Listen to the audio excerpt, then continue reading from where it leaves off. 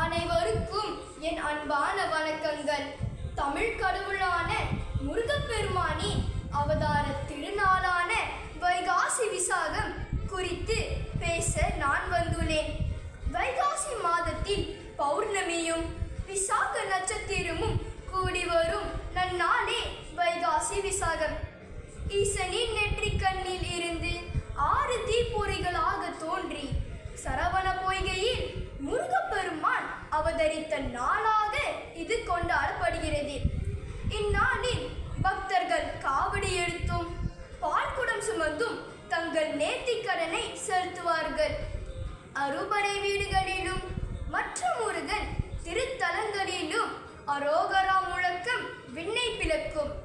துன்பங்களை அழித்து நல்லறத்தை காக்க இறைவன் எந்நேரமும் துணை நிற்பான் என்பதன் அடையாளமே இந்த விழா. முருகனின் அவதாரம் அசுரர்களை அழித்து தேவர்களை காக்கவே நிகழ்ந்தது.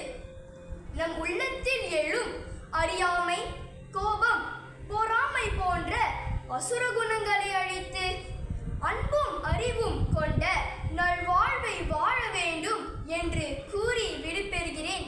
நன்றி, வணக்கம்.